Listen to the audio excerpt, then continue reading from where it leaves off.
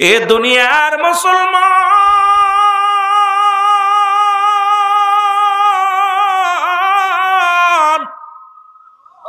এ জীবন জীবন নয়, এমন একটা জীবন আসবে রে,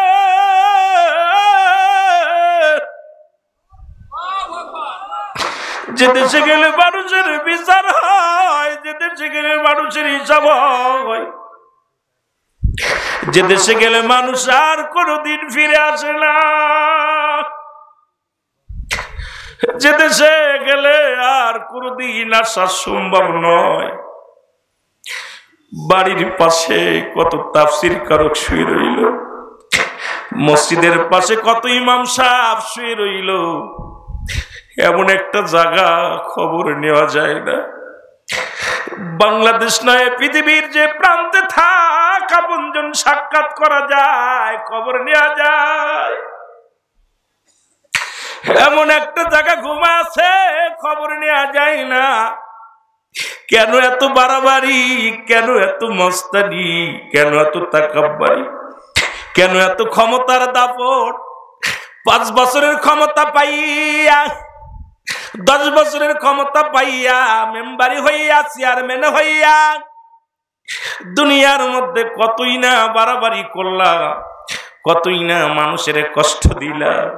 আল্লাহ বলে বান্দারে সব কিছু আমি চূর্ণ বিচূর্ণ করে দিব। আল্লাহ কয় কুল্লু মান আলাইহা ফান, আল্লাহ কয় বান্দারে এই জমিনটা আমি রাখবো না। আমার আল্লাহর কোরআন শোনেন ও মুসলমান, কোরআন কি বলে শুই না নাও। আল্লাহ বলে বান্দারে এই জমিনটা আমি রাখবো না, পুরা তামা বানায়া দিব। এই জমিনের মধ্যে যত পানি আছে পানিগুলো পুরা আমি ছাই বানায়া দিব। আমার ভাইয়েরা বলতেছিল আজকে সকালে অনেক বৃষ্টি হয়েছে। আমার আল্লাহর কোরআন কি আল্লাহ কয় বান্দারে এই জমিনের মধ্যে যা কিছু আছে সব চূর্ণ বিচ্ছিন্ন করে দিব। এই জমিনের 3 ভাগ মাটি, 1 ভাগ পানি, 1 ভাগ 3 ভাগ পানি, 1 ভাগ মাটি। এই মাটিগুলো পড়ে হয়ে যাবে তামা। এই তামার জমিনের মধ্যে কত পাপ করো, ঘুষ খাও। বান্দারে তুমি কার জন্য ঘুষ খাও, কার জন্য সুদ খাও, কার জন্য তুমি বাদুরি করো, কার জন্য তুমি মানুষের মাথায় বাড়ি মারো, কার জন্য তুমি চেয়ারের জন্য কতই না বাড়াবাড়ি করো। ও বান্দা, এই চেয়ারটা ঠিক রাখার জন্য কতই না জুলুম করলা। একবার চিন্তা করে দেখো, কিচ্ছু তোমার নয়। এই দুনিয়ার সব মিছে, এই দুনিয়ার সব কিছু পর।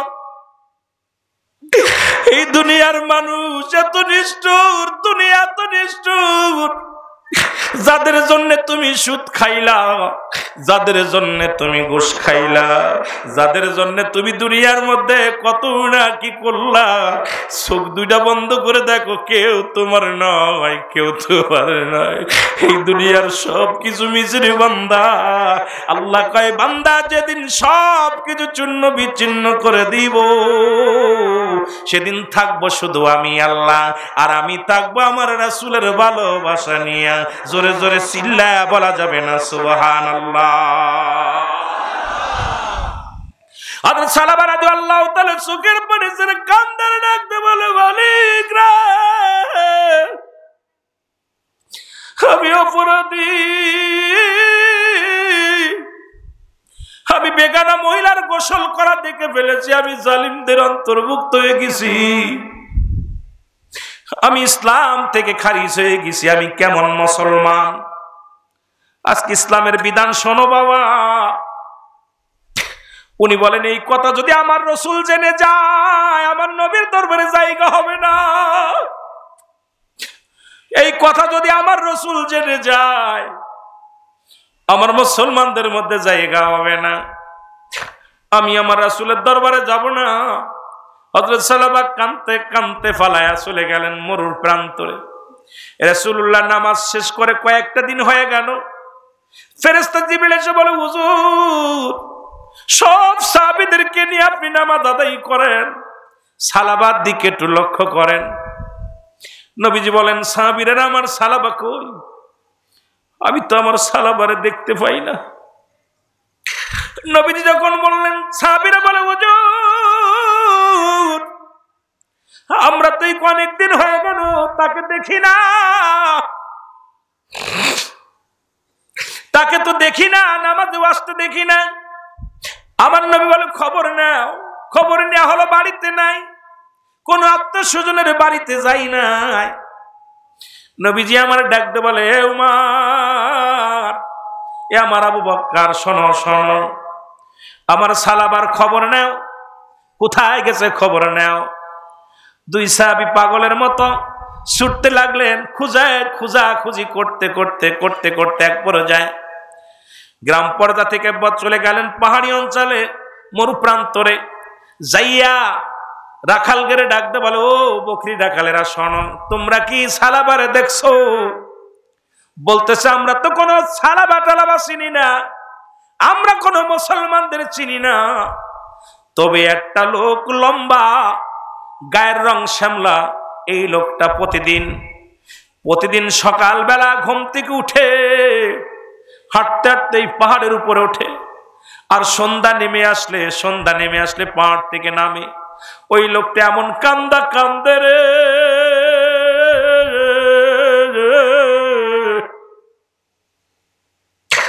ওই যুবকটার কান্না দেখে আমাদের বকরিগুলো খানা খায় না। ওই যুবকটার কান্না দেখে রে আমাদের উটগুলো খানা ছেড়ে দিছে। সুতরাং এই পাগলটারে তোমরা নিয়ে যাও, ওরা দেখে ক্ষুধার্ত অবস্থা হাঁটতে পারে না। আজকে সকালবেলা আমাদের গাভী থেকে দুধ দহন করে ওই সালাবা ওই তোমাদের ওই লোকটার হাতে দিয়েছিলাম, ওই লোকটা হাতের মধ্যে নিয়ে এমন ভাবে কান্না জুড়ে দিছে, চোখের পানি গুলো বয়ে বয়ে দুধের পাতিলের মধ্যে পড়ে গেছে। আমরা জিগাইলাম, আপনি এত কান্দেন কেন? উনি বললেন, কেন কান্দি, আমার আল্লাহ কি আমার মাফ করেছে?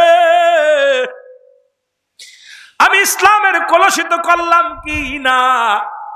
আজকে ইসলামের সার্টিফিকেট, ইসলামের লিবাস লাগাইয়া জিনা করবা, ব্যভিচার করবি, তা কোরআনের অপমাননা করা হয়। আজকে ইসলামের লিবাস লাগাইয়া নামাজ না পইরা তোমরা বাজার ঘাটে ঘোরো, ইসলামের অবমাননা করা হয়। এর ইসলামের অবমাননা যদি তোমার দ্বারাই হয়, আল্লাহর আদালতে তুমি কোনোদিন ছাড়া পাওয়া সম্ভব নয়। দাড়ি লাগায় নামাজে যাও না, দাড়ি রাখিয়া তুমি ইসলামের বিধান মানলা না, তুমি শরিয়াতের বিধান মানলা না। ও মুসলমান শুনে নাও, শরিয়াতের দৃষ্টিতে হারামকে হালাল বললে সে কাফের হয়ে যায়। তুমি যত বড় মুফতি হও না কেন, যত বড় মুহাদ্দিস হও না কেন, যখনই তোমার জবান দিয়া হারামকে হালাল বানায় ফেলবা, সঙ্গে সঙ্গে তুমি কাফের হয়ে যাইবা। কোন ব্যক্তি যদি হারামকে হালাল বানায় সে কাফের, কাফের, কাফের। কোন ব্যক্তি মুসলমান শুনে নাও, এই জন্য শরিয়াতের বিধান মানবা, স্বার্থের জন্য তুমি হালালকে হারাম বানাইবা না, হালালকে হারাম বানাইবা না, হারামের সঙ্গে হালালকে মিশ্রিত করা যাবে না। এই যে ব্যক্তি এই দুনিয়ার মধ্যে এই দুইটা জিনিস মিশ্রিত করে ফেলবে, আল্লাহর আদালতে লাঞ্ছিত হবে, আল্লাহর আদালতে অপমানিত হবে, আল্লাহর আদালতে বড় ঘৃণিত হবে। ইসলামকে যারা কলুষিত করবে রে মুসলমান, আজকে নিজের স্বার্থের জন্য তোমরা যা শুরু করছো, এর মধ্যে আল্লাহর দরবারে আদালতে জবাব দিতে পারবা না। জোরে বলেন ঠিক কিনা? হারামকে হালাল বললে সে কাফের, কাফের, কাফের। হালালকে হারাম বলা যাবে না, হারামকে হালাল বলা যাবে না। যেটা হারাম হারাম, পায়খানা তো পায়খানা, সেটা শুকনা হোক আর কাঁচা হোক। কথা কয় না কেন? কথা কয় না কেন? আহা, বড় কষ্ট লাগে। তাহলে মুসলমান শোনো, কয় সুদ খাও, সুদ খা কি হারাম না হালাল? ওয়াজ কই রাখলাম, মনে রাখবেন, সুদ খা হারাম না হালাল? শুয়োরের গোস্ত খা হারাম না হালাল? ওরে বেটা, তুই বইয়া বইয়া সুদ খাস, অফিসে বইয়া বইয়া ঘুষ খাস রে বান্দা। ঘুষ খাওয়া হারাম, সুদ খাওয়া হারাম। এদিকে মুসলমান শুয়োরের গোস্ত খাওয়া হারাম, তুই সারাদিন ভরে অফিসে বইয়া সুদ ঘুষ খাস আর সন্ধ্যা লাগলে গরুর গোস্ত কিনে খাস। আমি বলবো মুসলমান শুই না নাও, এই হারাম খোররে বাড়ি আসলে বলবা তার 2 কেজি শুয়োরের গোস্ত ধরায়া দিবা, কারণ সে সারাদিন অফিসের মধ্যে বইয়া খাইছে সুদ, এরে ঘুষ খাইছে বইয়া বইয়া, ঘুষ ছাড়া কলম চলে নাই। এই ব্যক্তিরে কোনোদিন হারাম হালাল জিনিস খাওয়ানো যাবে না। ওই সুদ করার জন্য ঘুষ করার জন্য হালাল খোর বন্ধ, হালাল খাবার বন্ধ করে দিতে হবে। জোরে বলেন ঠিক কিনা? ওই আমার গ্রামে আপনার গ্রামে যারা সুদ খায় আপনারা চেনেন না? কথা কন না কেন? ঘুষ খায় যারা চেনেন না? তো ঘুষ কি হারাম না হালাল? কি রে, 2টা লোক এই পাশের লোক করা কথা করছে, এই লোকগুলো মনে হয় একদম ঘুম এসে গেছে। বলছে কি সুদ কি হারাম না হালাল? হারাম না আরাম? খুব আরাম লাগে তাই না? ওই সুদ খোরার জন্য শুয়োরের গোশত রান্না করে খাওয়াইবেন, কারণ সুদখোর ঘুষখোর ও যায় বাজারে যায় সুদের টাকা ঘুষের টাকা চাইলে দেবে 10 কেজি গরুর গোশত দিয়ে দিস, খাসির গোশত দিয়ে দিস, জন্মের খান খাওয়াবো তোর একদম বড়া ফোড়া কপাল ফোড়া। যেটা বলেন ঠিক কিনা? গরুর গোশতের দাম কমে যাবে, 200 টাকা কেজি যাবে যদি সুদখোররা না খায়। যেটা বলেন ঠিক কিনা? সুদখোর ঘুষখোর খানা বন্ধ করে দিলে গরুর গোশতের দাম কমে যাবে। যেটা বলেন ঠিক কিনা? আজকে আমার দেশে যে সুদখোর আর ঘুষখোর যেভাবে বাড়ছে, আহা, প্রতি অঞ্চলে সুদ সুদ সুদ আর ঘুষ, এগুলো পরিহার করতে হবে। আমাদেরকে এর দিকে কথা নজর দিতে হবে, এইগুলোর পর আলোচনা বেশি করতে হবে, যাতে করে একটা মানুষ যদি বাঁচে তোমার জীবন ধন্য। জোরে বলেন ঠিক কিনা?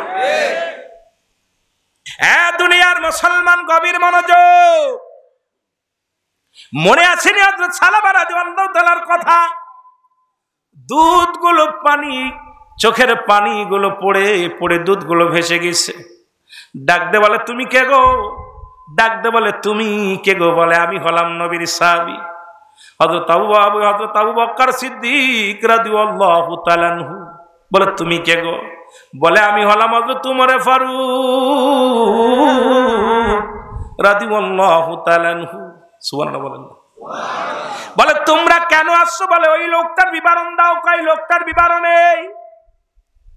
কই বসে থাকেন, সন্ধ্যা যখন নামবে ওই লোকটা কাঁদতে কাঁদতে পাহাড় থেকে নামবে। 2 সাহাবী বসে আছে, হঠাৎ দেখে সালামা রাদিয়াল্লাহু তাআলা আনহু পাহাড় থেকে কাঁদতে কাঁদতে আল্লাহ, ওরা আদম যেমন কেঁদেছিল রব্বানা যালামনা আনফুসানা ওয়া ইল্লাম তাগফির লানা ওয়া তারহামনা লানাকুনান্না মিনাল খাসিরিন। হায় আল্লাহ, আমি জালিমদের অন্তর্ভুক্ত হয়ে গেছি রে। ওরে আদম কাঁদতে কাঁদতে চোখের পানি ফেলাইয়া এই চোখে মুখে ঘা হয়ে গেছিল, কাঁদতে কাঁদতে সোনার দেহ কানা কঙ্কাল করে ফেলেছে। তুমি আমি কত গুনাহ করছি, একদিনও চোখের পানি ফেলতে পারি নাই। কত পাপ করছো, কত মিথ্যা বলেছো, কত মানুষের কষ্ট দিছো, কত নামাজ ছেড়ে দিছো, একদিন চোখের পানি ছাড়ো নাই। অথচ বাবা 360 দিন আমরা মুসলমান, 350 বছর পরে আদম নবী কানলো গুনাহ মাফের জন্য। তোমরা কেন গুনার ভয় কয় না? অন্তর ভিতর গুনার ভয় নাই, অন্তরের ভিতরে মরণের ভয় নাই, অন্তরের ভিতরে একবারও কবরের ভয় নাই।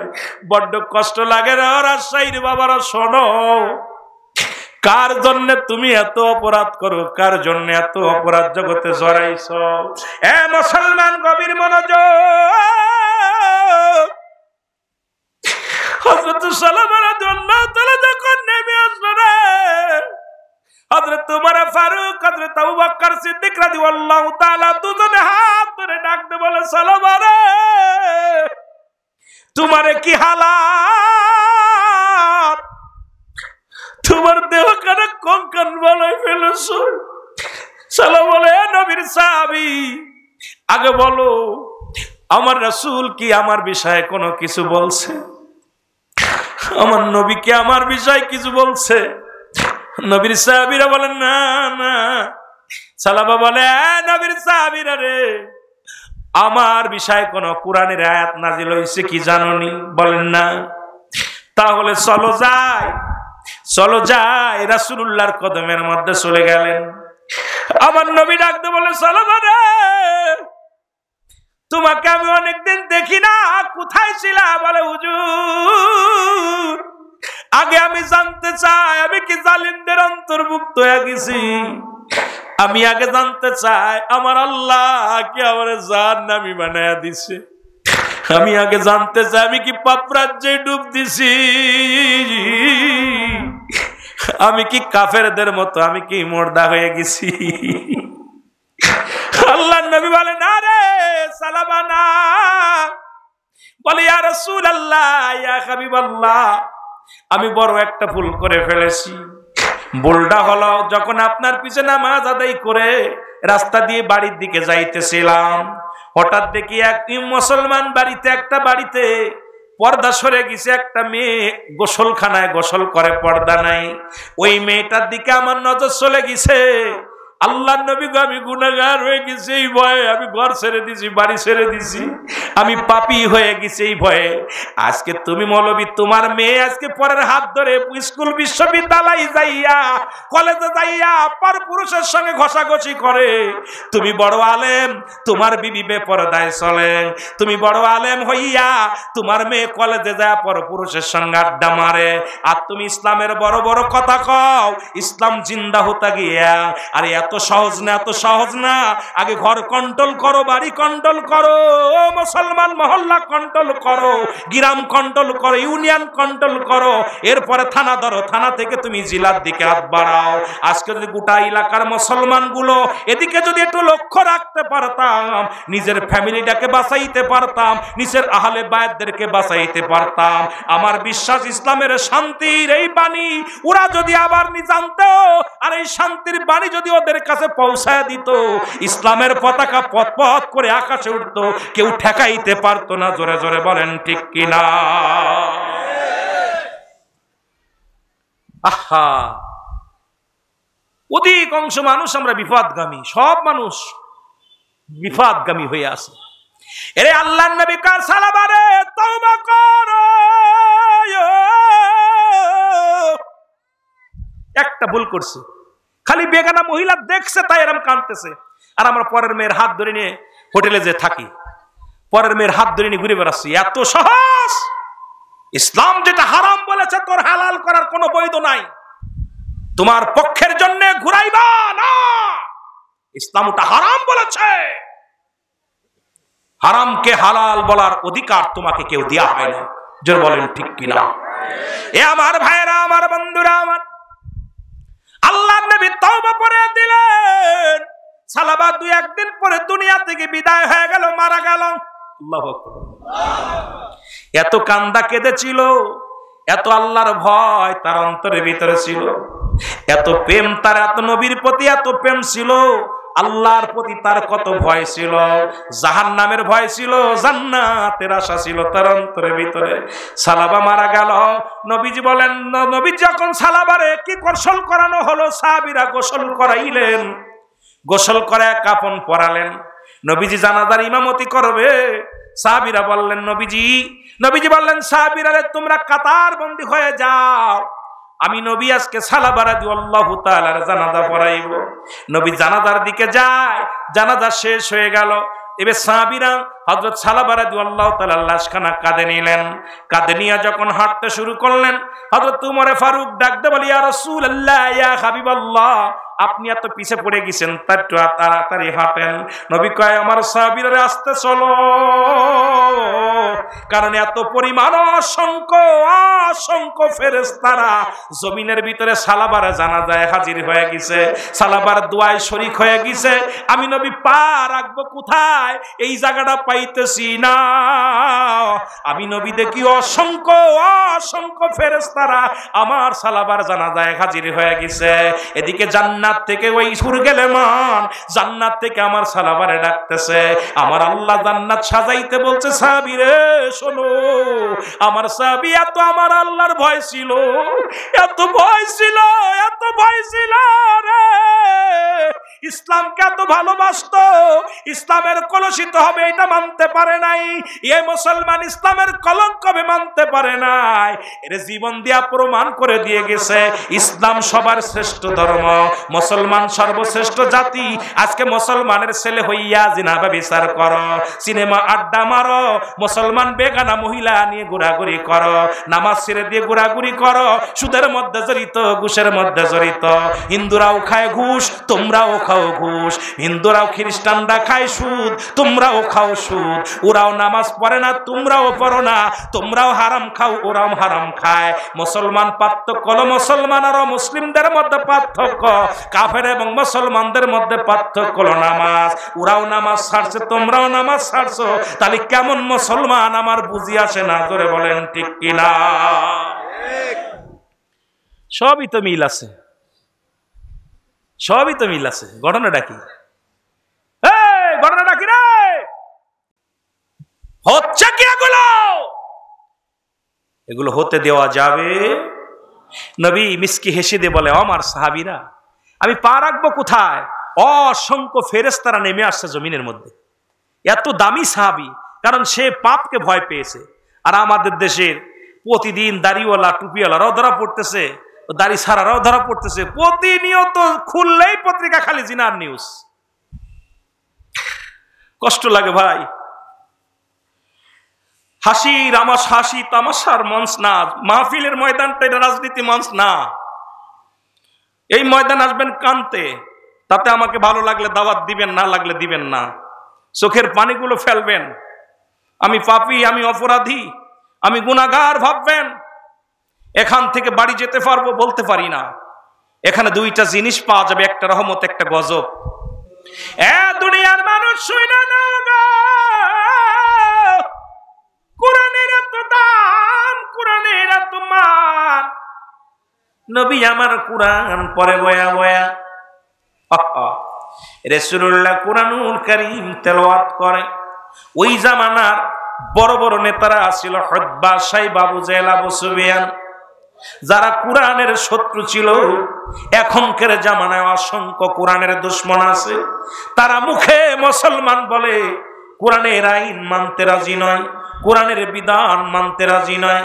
এরা ধর্মের সঙ্গে মুসলমান শুনে না, তারা মুসলমান শুনে না, শুনে না। এই দুনিয়ার মধ্যে ইসলামকে কটাক্ষ করে। রাহমাতুল লিল আলামিন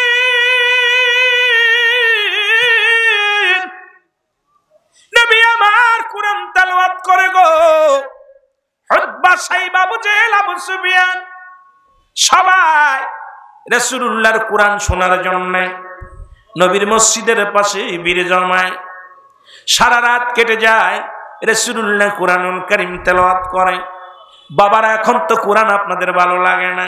যদি গান হতো এই ময়দান ছাড়তেন না, পাগলগুলো বয়া থাকতেন। রাসূলুল্লাহ কোরআন তেলাওয়াত করে, আর লোকজন বয়া বয়া সারা রাত কেটে গেছে। সকালবেলা যার যে যার মতো পালাইতে গিয়েছে।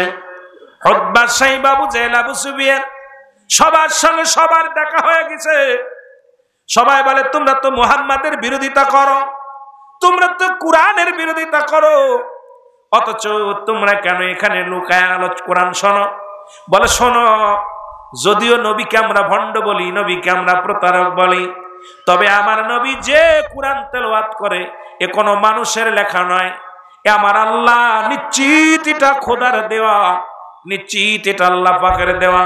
এই জন্য কোরআন যখন তেলাওয়াত করে আমরা ঘরে থাকতে পারি না, কারণ মুহাম্মাদের ওই বাণী শোনার জন্য আমরা পঙ্গপালের মতো ছুটে আসি।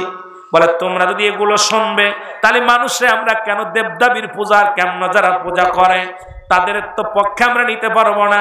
এই জন্য আল্লাহ বলেন আল্লাহু আল্লাহু আহাদ আল্লাহুস সামাদ লাম ইয়ালিদ ওয়া লাম ইউলাদ ওয়া লাম ইয়াকুল লাহু কুফুয়ান আহাদ। আল্লাহ ডাকতে বলে হাবিব আপনি ওদেরকে জানা দেন আমি আল্লাহ। যারা দেবতা পূজা করে, যারা মন্দিরে পূজা করে, যারা গাছকে ভগবান বানায়, যারা চন্দ্রকে ভগবান বানায়, তাদেরকে আপনি জানা দেন এ মুসলমান আল্লাহর কোরআন শোনো, আপনি ওদের বুঝা দেন আমি আল্লাহ, কারণ আমার কোনো দ্বিতীয় নাই। জোরে জোরে চিল্লায়া বলা যাবে না আল্লাহু আকবার। আমি কারোর মুখাপেক্ষী নয়। আবার আমার দুনিয়ার মানুষ শুনে নাও, আসমান জমিনের মধ্যে কাউকে আমি জন্ম দিই নাই, কারো থেকে আমি জন্ম নিই নাই। আসমান জমিনের মধ্যে আমার সমতুল্য সমকক্ষ আর কেউ নাই। সুতরাং ওই ভগবানের কাছে যা সাহায্য চাইও না, গাছের কাছে যে সাহায্য চাইও না। তখনকার জামানার মানুষগুলো মূর্তি পূজারী ছিল, তখনকার মানুষগুলো মুসলমান শুনে নাও দুর্গা পূজারী ছিল, তখনকার মানুষেরা তারা চন্দ্র পূজারী ছিল, তখনকার মানুষেরা তারা দেবতা বানায়া বানায়া পূজা করত। আমার নবী আল্লাহ পাক জানা দেয় হাবিব ওদেরকে আপনি জানা দেন আমি আল্লাহ। আজকে তোমরা এতগুলোর সিজদা করো না, এতজনকে তোমরা ভগবান বানায়ও না, আল্লাহ বানায়ও না। এ মুসলমান এই বাণীগুলো রাহমাতুল লিল আলামিন দুনিয়ার মধ্যে নিয়ে আইলেন, আল্লাহ পাঠাইলেন। যে কথা আমি বলতেছিলাম হুব্বা সাহেব আবু জেহেল আবু সুফিয়ান তারা হাতে হাত রেখে প্রতিজ্ঞা করলেন আজ থেকে আমরা কোরআন শুনবো না, কাউকে শুনতেও দিব না। একদল ছিল তারা কোরআনের মাহফিল হলেই বাধাগ্রস্ত করতো, জোরে বলেন ঠিক কিনা? কথা কয় না। ওদের ধারণা ছিল আমরা কোরআন শুনবো না, কাউকে শুনতে দিব না। কোরআন যদি চালু হয়ে যায়, কোরআনের বাণী যদি মানুষ বুঝে ফেলে, তাহলে আমাদেরকে আর মূল্যায়ন করবে না, এটাকে ঠেকাও। এই জন্য মুসলমান দিলের কান্ডা লাগা শুনে নাও, দিলের কান্ডা লাগা শুনে নাও। আজকে যারা কোরআনের বাধা দিছো, কোরআনের মাহফিলকে তোমরা বাধা দাও, কান্ডা খুইলা রাখো। খোদার কোরআন চলবে, ছিল, আছে, থাকবে। এটা মুসার মতো ক্ষমতা পৃথিবীর কাউকে দেয়া হয় নাই। জোরে জোরে চিল্লা বলা যাবে না ঠিক কিনা? এত মজা কোথাও পাবা না। বাইবেল পড়বা মজা পাবা না, গীতা পড়বা মজা পাবে না। পৃথিবীর মধ্যে যত গান বাজনা যত যা করো, কোরআনের মতো এত মজা পাবা না। কোরআন যত পড়বি ততই মজা লাগবে। জোরে বলেন ঠিক কিনা? কত গান বাংলার জমিনে আসলো, একবারের জায়গা দুইবারে পাঠ করলে আর ভালো লাগে না, একবারের জায়গা দুইবারে গাইলে আর মজা লাগে না। কিন্তু এই যে মারফেট থেকে পড়ে সূরা ফাতিহা শুনলাম, একজন ইমাম যখন পড়ে তার চাইতে আর একজন ইমাম পড়লে ভালো লাগে, ওর সেই তোর ভালো লাগে, ওর সেই তোর ভালো লাগে। কারণ এই কোরআনের যত পড়ে ততই মজা লাগে। এই কোরআনের ভিতরে শুধু রহমত, রহমত। এই কোরআনের ভিতরে মজা।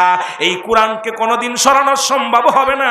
কোরআন দুলির সাথে কোরআনকে সরানোর জন্য যুগে যুগে অসংখ্য মানুষদেরকে হত্যা করা হয়েছে। আপনারা জানেন আফগানের মধ্যে 500 কোরআনের পাখিকে গুলি করে মারা হলো।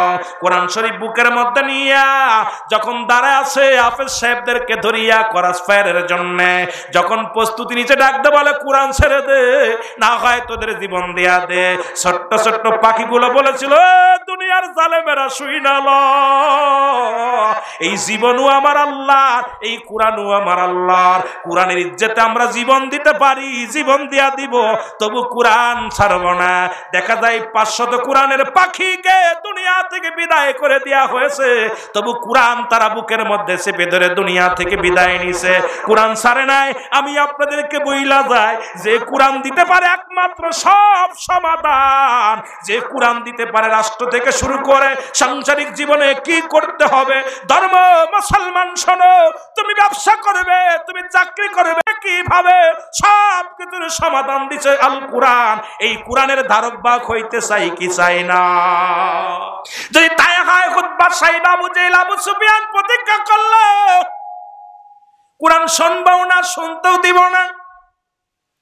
রাত্রেবেলা বাড়ি গেছে, আর নবীজির কোরআনের কথা মনে পড়ে গেছে। হারে আব্দুল্লাহর বেটা মুহাম্মদ, যদিও তারে ভণ্ড বলি, তার মুখের বাণী ভণ্ড না। যদিও আব্দুল্লাহর বেটা মুহাম্মদ, আমরা তাকে প্রতারক বলি, আসলে সে প্রতারক না। সে যখন কোরআনুল কারীম পাঠ করে আমরা পাগল হয়ে যাই। দুনিয়ার কত গান বাজনা শুনি, কতই না মজা, একটু মজা পাই না। কিন্তু আব্দুল্লাহর বেটা মুহাম্মদ আমার আল্লাহর কোরআন, এই কোরআন এমন ভাবে পড়ে রে, আজকে তো কেউ যাবে না। মুসলমান আবু জেহেল মনে করছে আবু সুফিয়ান যাবে না, আবু সুফিয়ান মনে করছে উতবা যাবে না, উতবা মনে করছে সাইবা যাবে না। বড় বড় চার নেতা রাত যখন একটু গভীর হয়ে গেছে, আর আমার নবী কোরআনুল কারীম নিয়ে তেলাওয়াত করা শুরু করেছে। সুবহানাল্লাহ। ইন্নাল্লাযীনা ক্বালু রাব্বুনাল্লাহু সুম্মা ইসতাকামু তাতানাজ্জালুল মালাঈকাতু ওয়াল্লাহ। কি সুন্দর পড়তেছে, হাফেজ সাহেব পড়তেছে, নবীজি পড়তেছে কোরআন। রাহমাতুল লিল আলামিন কোরআন তেলাওয়াত করে গো।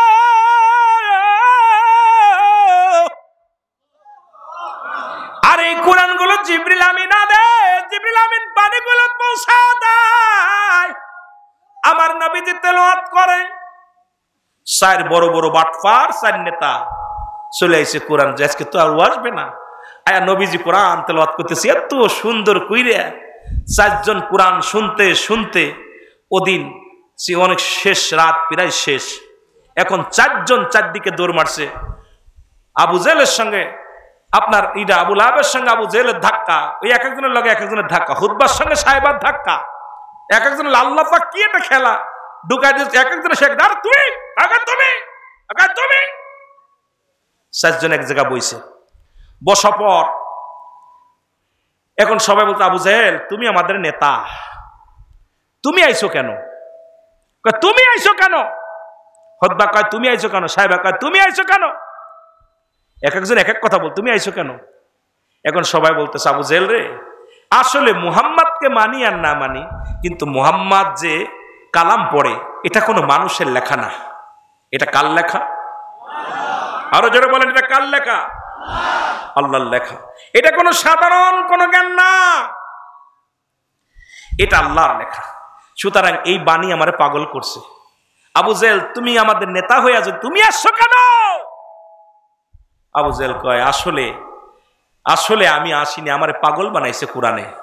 কথা বুঝেননি? এই কোরআনের ভিতরে এত মধু, আমারে পাগল বানাইছে। কিন্তু তারা শুনছে, মানে নাই। এই জাতীয় বাংলাদেশে অসংখ্য আবু জেহেল মার্কা মুসলমান আছে, তারা কোরআন পড়তেও পারে, জানে, কয় কোরআন মানি না। জোরে বলেন ঠিক কিনা? আরো জোরে বলেন ঠিক কিনা? কোরআনের আইন মানি না, কয় কোরআনের আইন মানি না। জোরে বলেন ঠিক কিনা? ওরা ওই আবু জেহেল মার্কা লোক, ওরা যেমন কোরআন মানত, কোরআনের আইন মানে নাই। কথা বুঝেন নাই? এটা খোদা পাঠাইছে, খোদাই কালাম, এটা ওরা বুঝতো, এটা ওরা বুঝতো, জানতো। কিন্তু নবী যখন বিধানের কথা বলছে যে এটা করা যাবে না, এটা করতে হবে, তখন কি করছে? এই হারাম খোরেরা বলছে তোমার কথা মানতে হবে। আব্দুল্লাহর বেটা মুহাম্মদ এটা ভণ্ড প্রতারক, কারণ কোরআন তারা মানে, কোরআনের আইন মানে নাই। আজকে বাংলাদেশে অসংখ্য জালিম আছে যারা কোরআন মানে যেটা আল্লাহর বিধান, কিন্তু কোরআনের আইন চালু করতে গেলেই এটা ক্ষতিগ্রস্ত। তারা বলে এটা মানতে রাজি নাই, এটা মানা যাবে। আপনি বুখারীর একটা হাদিস, রাসূল পাক সাল্লাল্লাহু আলাইহি ওয়াসাল্লাম মসজিদের মধ্যে বসে আছে, কয়েকজন অমুসলিম আগমন করছে। ভালো করে বুঝে নিন, কয়েকজন অমুসলিম আগমন করছে রাসূলের কাছে। সাহাবীরা বলতেছে ইয়া রাসূলুল্লাহ, ইয়া হাবিবাল্লাহ, কয়েকজন অমুসলিম আসছে। নবীজি বলতেছে আসতে দাও। কি বলছে? এই জোরে বলেন কি বলছে? লিখে নেন, কাজে লাগবে। আসতে দাও বলছে। হুজুর ওরা তো অমুসলিম, আসতে দাও। নবীজির কাছে, নবীর মসজিদে চলে গেছে। বুঝেন কিন্তু রে ভাই, ভালো করে বুঝবেন। রাসূলুল্লাহর কাছে সাহাবীরা ইয়া রাসূলুল্লাহ, এরা তো অমুসলিম, এদের কোথায় বসতে দিব? নবীজি বলেন উত্তম জায়গা বসতে দাও। উত্তম জায়গা? সাহাবীরা বলেন হুজুর উত্তম জায়গা বলতে তো পার্সোনাল কামরা। নবী বলে না। বলে উত্তম জায়গা বসতে দাও, পাশের কামরা। বলে না। বলে ইয়া রাসূলুল্লাহ আপনি বলেন, আল্লাহ রাসূল ভালো জানে। নবীজি বললেন, যেহেতু আমার মেহমান, আমার পাশে বসতে দাও, আমার পাশে বসতে দাও। মসজিদে নববীর মধ্যে জায়নামাজ, মুসলমান শোনো, চাদর বিছায় দেওয়া হলো। অমুসলিমেরা রাসূলুল্লাহর পাশে বসলেন। নবীজি বললেন, সাহাবীরা একটু নীরব থাকো, দেখি অমুসলিমেরা কি কইতে চায়। এই হাদিস কোরআন পড়ো নাই তোমরা? নবীজি বললেন যে কি বলতে চাই শুনি। নবীজি বললেন, তোমরা বলো। বললেন, ইয়া রাসূলুল্লাহ, ইয়া হাবিবাল্লাহ, আমরা অমুসলিম হয়েও যে আপনার কাছে আসতে পেরেছি, আপনি যে আমাদের বসতে দিচ্ছেন মসজিদের মধ্যে, আপনার মসজিদ, ইয়া রাসূলুল্লাহ, আমাদের কিচ্ছু জানার নাই, আপনি আমাদের কালেমা পড়ায় দেন, আমরা মুসলমান হয়ে যাব, লা ইলাহা ইল্লাল্লাহু। আর আজকে অসংখ্য মুসলমানদের সংখ্যা, মুসলিমেরা বেড়ায় একটাও মুসলমান করতে পারে নাই। তাদের বাড়িতে নাড়ু খাবা আর তাদের বাড়িতে পূজা করবা আর বলবা আমরা মুসলমান, শান্তি নয়। কারণ রাসূলের আদর্শ যদি তোমার ভিতর থাকতো, তোমার আদর্শ থেকেও কালেমা পড়তো। জোরে বলেন ঠিক কিনা? নবীর সাহাবী সালামা রাদিয়াল্লাহু তাআলা, নবী বললেন তার বিধান একটু বলে যায়, বুঝলে আপনারা কষ্ট পাবেন, মুসলমান কথাটা বলার দরকার। উনি একদিন রাসূলুল্লাহর পিছে নামাজ আদায় করে রওনা হলেন। রাস্তার মধ্যে আসতেছিলেন, হঠাৎ রাস্তার পাশ দিয়ে যাইতেছিলেন, এক বাড়িতে দেখে একটা মেয়ে গোসলখানায় গোসল করতে উলঙ্গ অবস্থায়। দেখা পর ওনার নজর চলে গেছে ওদিকে। নজর চলে যাওয়ার পর বলতেছে, আমার আল্লাহ, আমি পাপী হয়ে গেছি, জালিম হয়ে গেছি। ইসলাম কাকে বলে শুনে নেন, কোরআন কাকে বলে বুঝে নেন, হাদিস কাকে বলে বুঝে নেন। চোখের পানি ছেড়ে কান্দে, আল্লাহ, আমি সালামা বেগানা মহিলার গোসল করা দেখে ফেলেছি। আজকে কত মেয়ে পার্কে যে আড্ডা মারতেছে রে মুসলমান, আজকে জিনা ব্যভিচার এত ভাবে হয়েছে। ইসলামের বিধান যদি কোনো পুরুষ, বিবাহিত পুরুষ, বিবাহিত নারী, অবিবাহিত পুরুষ, অবিবাহিত নারী যদি শরিয়াতে জিনার কাজে লিপ্ত হয়ে যায়, এ মুসলমান শুনে নাও, শুনে নাও, ওই না ওই পুরুষকে 100 ডুরা মারতে হবে গায়ের মধ্যে। যদি মারা যায় তাকে গোসল করানো যাবে না, দাফন। মুসলমান শুনে নাও, অবিবাহিত নারী, অবিবাহিত পুরুষ যদি জিনা করে, একটু লেখে নেন, আমি যে আলোচনায় গেছি একটু আস্তে আস্তে আমরা ডুবতে চলে আসি রে মুসলমান। এরা ইসলামের বিধান শুনে নেন, কোরআনের বিধান। যদি কোনো বিবাহিত নারী, বিবাহিত পুরুষ,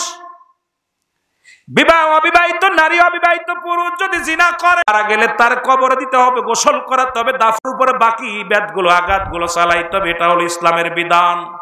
ওরে একটা বিচার যদি রাজশাহীর জমিনে হতো, আমার দেশ থেকে জিনা বা বিচার পালা যেত। জোরে বলেন ঠিক কিনা? কথা বুঝেন, কোয়েন ঠিক না, বুঝা ঠিক কেন না। আবার যদি কোনো বিবাহিত নারী, বিবাহিত পুরুষ যদি জিনা করে, শাস্ত্রের বিধান হলো এই নাভি পর্যন্ত তাদের মাটির নিচে পুঁততে হবে, কঙ্কাল নিক্ষেপ করতে হবে। যতক্ষণ পর্যন্ত মৃত্যুবরণ না করবে ততক্ষণ পর্যন্ত মারতে হবে। যখন নিশ্চিত হয়ে যাবেন মারা গেছে, সঙ্গে সঙ্গে তারে উত্তোলন করবেন। সে কাফন পাবে না, জানাজা পাবে না, সে দুনিয়ার কোনো দাফন পাবে না। দিবালয়ে মানুষের সামনে কুকুর শিয়াল দিয়ে লাশটা খাওয়া দিতে হবে। যদি একটা লাশ যদি এইরকম কোন বিবাহিত নারী, বিবাহিত পুরুষের বিচার হতো, আল্লাহর কসম, আল্লাহর কসম, আল্লাহর কসম, রাজশাহীর জমিন থেকে জিনা বা বিচার পালায়া যাইতো। জোরে বলেন ঠিক কিনা? আজকে বউ থুয়ে বিদেশে গেলে বউরে আর পাওয়া যায় না। কথা কয় না কেন? স্বামী বেড়ায় শালীর পাশ। মুসলমান, একটা বিচারের দরকার, ইসলাম মানবা, ইসলামের বিচার দরকার। আজকে কথাগুলো বললে কষ্ট হয় রে মুসলমান। এগুলো আমাদেরকে জানার দরকার, বুঝার দরকার, এটা পালন করার দরকার, মানার দরকার, জানতে হবে, মানতে হবে। এগুলো মানিয়া যদি জীবন গড়তে পারি তাহলে আপনার আমার জীবন বড় ধন্য হবে। জোরে জোরে বলেন ঠিক কিনা?